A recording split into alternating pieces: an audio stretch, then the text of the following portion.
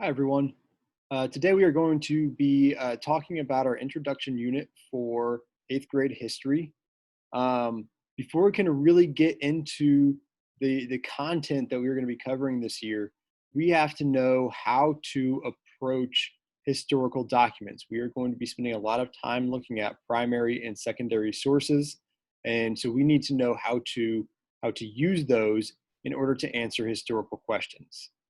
So to begin with, we're going over a few posters that I think force you guys to ask some really good questions about dealing with historical sources. So first of all, what is history? History is an account of the past. These are things that have happened in past years. It could have been last year. It could have been 150 years ago. Whatever the case, if it's something that has already happened, it is considered history. One thing that is important to understand about history is that you might have different stories about the same event. Perspective is very important in history, and finding multiple perspectives is going to be essential in really understanding a topic.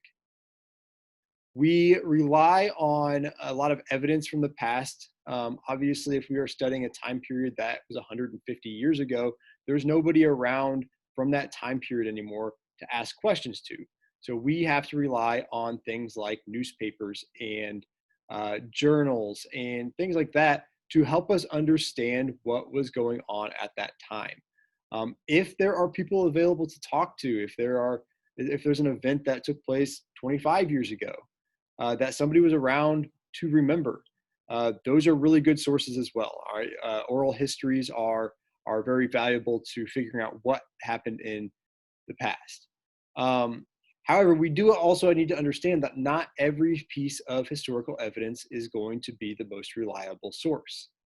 So that's something that we will be working towards evaluating as we move forward.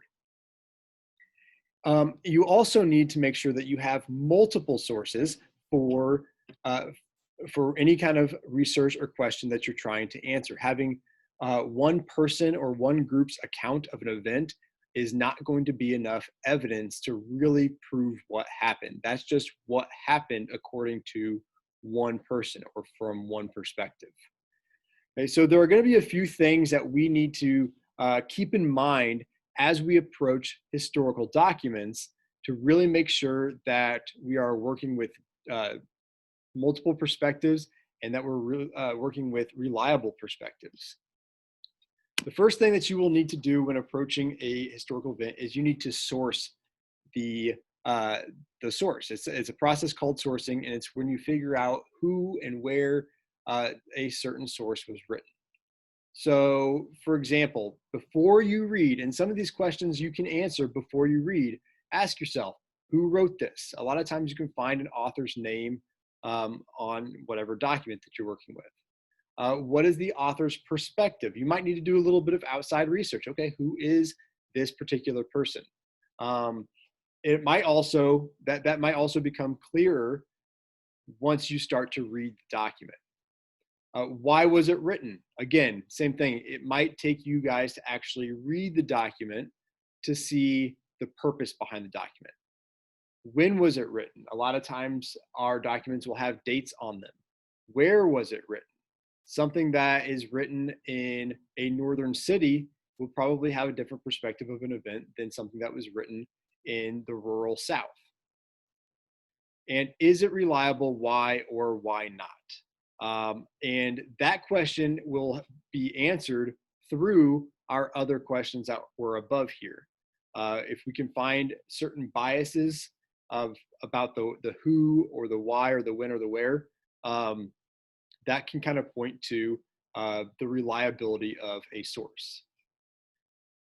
The next step we want to take is to contextualize the source.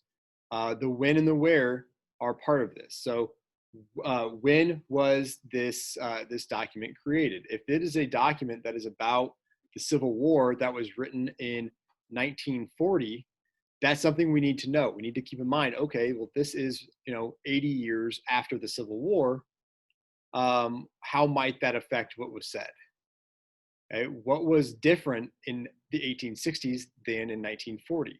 What's the same from those two time periods? And what might the circumstances in which a document was created affect its content? So, what was going on at the time the document was written that might influence what was being said? The next step is to corroborate. So once we have looked at a source and we have had a chance to read it and we kind of understand what that source is saying, we also need to know what other documents say. Again, this comes back to having multiple perspectives. Okay? Do other documents say the same thing? If we have 4 documents that are all saying the same thing, that might be a pretty good indication that what those documents are saying is true. But if you have 4 documents and they're all saying 4 different things, we need to figure out what the truth is. So knowing what other documents say about the same topic is going to be very important. All right, you need to ask yourself, do these documents agree? If they don't, what's different about them? You also need to think to yourself, what other documents could I be looking for? Again, if we were studying the Civil War, newspaper clippings might be some really good sources to use while studying. But what are some other documents that could be used at that time? Something that comes to my mind are journals by Civil War soldiers. There are a lot of soldiers that kept journals and diaries during their time on the battlefield, and those would probably be pretty good sources about what was going on as well. Then you need to think to yourself, how were these documents reliable? If there's a newspaper that is against the Civil War, they don't like the fact that it's being fought, you have to know that. All right, does that make it reliable or unreliable? You need to ask yourself those questions. Are there any biases from the author that might influence what that author is saying? And as we read, we also need to make sure that we are going through close reading steps. I'm sure a lot of you have done these before. Some of you do them naturally already. Some of these steps you may have seen through literature class. But you need to know, okay, what claims does the author make? A lot of times in history and with nonfiction reading, the author is telling you something. They're making a claim about, hey, this exact thing, this is true. You also need to see what evidence does the author use to prove his or her point. Okay? If they have a claim and they don't have any evidence, that might point to that being not a very reliable source. Okay? So the more evidence that an author uses would probably indicate that it's a more reliable source. And what language does the author use in order to persuade the audience? And that's another thing that you want to think about is, who is this written for? Okay, what group of people was this meant for when the author was writing it? Because again, that could change how a document was written. And then last question, how does the document's language indicate the author's perspective? So if you look at the words that the author uses, how does that maybe show what the author thinks? So if we think of an event, a battle, let's say, in the Civil War, and the author refers to that battle as a massacre, that could point to a few things. Maybe the author is trying to incite fear, or maybe the author is trying to indicate that one side was much better at fighting than the other side. Okay, so the language that the authors use is really important to what the author's perspective is.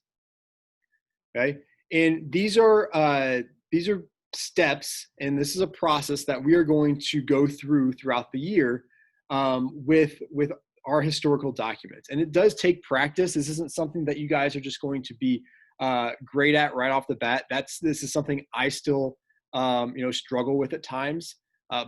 But just like anything, to get better at something, you need to practice it. And we're going to start practicing with a with an assignment that has to do with simply our first step, which was sourcing, all right? Figuring out what would be more reliable when answering historical questions, okay? So I'm going to do a couple of examples here on our evaluating sources assignment. I will probably do the first two, and then you guys will be off on your own to do the remainder of this assignment. But I just kind of want to walk you through the process of, okay, what does this look like? Okay, so for example, number one here says, who was present at the signing of the Declaration of Independence? And we have two choices on what source we should use. What source would be better? That's what we're trying to figure out. So the first source is a Hollywood movie about the American Revolution made in 2001. The second source is a book written by a famous historian who is an expert on the American Revolution, published in 1999. So if I'm trying to think to myself, which of these do I trust more? My first instinct is that source two would be a better source. And there's a couple reasons for that. So first of all, I think about who produced or who created these sources. So first of all, source one was from Hollywood. Typically, Hollywood's purpose in creating things is to entertain people. It is not necessarily to inform people. So I might keep that in mind when I think about the accuracy of the information in this movie.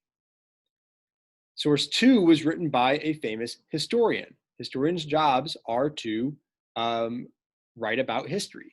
And this particular historian is an expert on the American Revolution, which is when the Declaration of Independence was signed. So the who, to me, the second source here has a much more reliable person that's producing the source.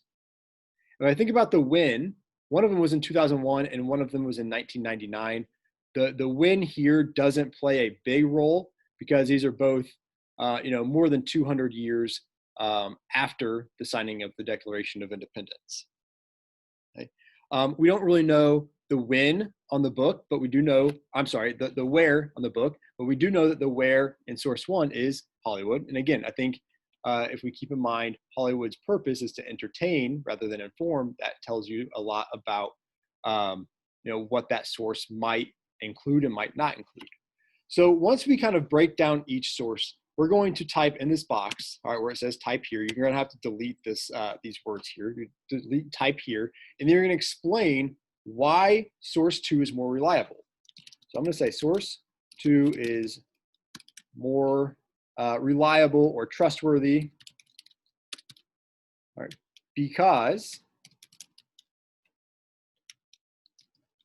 source one was created to entertain rather than inform, while source two was created by someone whose job it is to inform people about history. Right. So the producers of these sources, I think, are very telling. Either Hollywood or a historian. I think it's fairly clear here to which one of these would be the more reliable source. Okay. I'll go ahead and do the second source or the second question as well. This one can be kind of a tougher one, but again, it's kind of the same process. You think about the who, you think about the when, you think about the where. Okay, so source one, the historical question is, what was slavery like in South Carolina? Okay, so we know that slavery ended in 1865. So we know, we kind of have that in the back of our mind. Source one is an interview with a former slave in 1936. The interviewer is a Black man collecting oral histories for the Federal Writers Project. So the former slave is being interviewed in 1936. So this is, 70 years after the end of slavery. The person interviewing the former slave is Black, and they're collecting a history of slavery for what was called the Federal Writers Project. The second source is very similar, one distinct difference though. An interview with a former slave in 1936, the interviewer is a white woman collecting oral histories for the Federal Writers Project.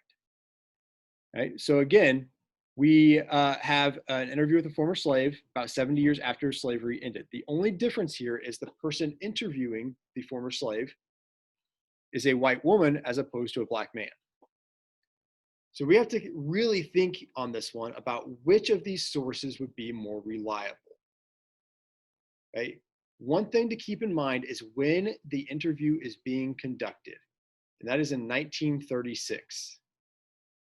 We know back in the 1930s, this is prior to the Civil Rights Movement, and inequality was something that was pretty rampant in the United States at the time.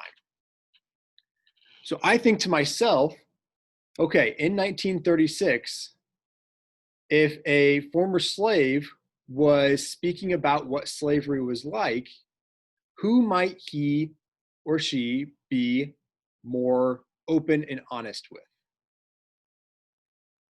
My thought is that he or she would be more open and honest with a Black man rather than a white woman. And my thought behind that is because there might be some kind of shared experience. Maybe the interviewer themselves may not, or himself may have not been in slavery, but maybe they had family members that may have been. There also might be, again, in 1936, we got to think of the time of the interview. There may have been some backlash to criticizing white people in South Carolina in 1936. So we got to keep those in mind. It's not always who the source, the person being interviewed, but also the person interviewing could have an impact on the answers. So with this one, I'm going to say source one is more reliable because a former slave would feel more comfortable with a Black man in 1936 than he or she would with an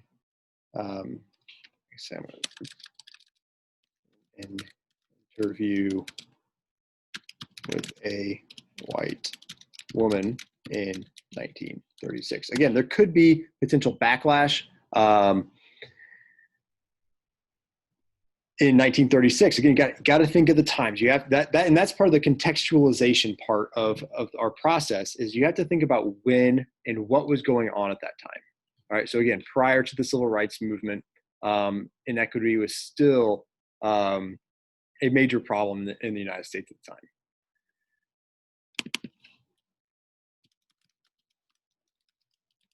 So I hope this was helpful, and I hope it's clear on what I want you guys to do for the next 4 historical questions.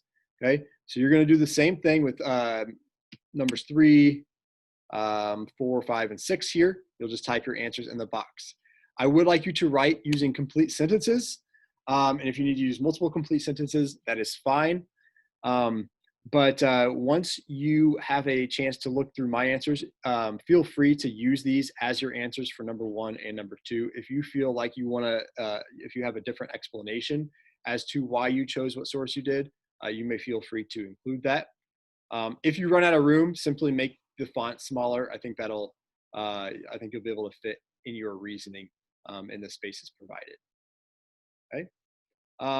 Other than that, let me know if you guys have questions. You can either send me a message on Canvas or you can email me, but let me know.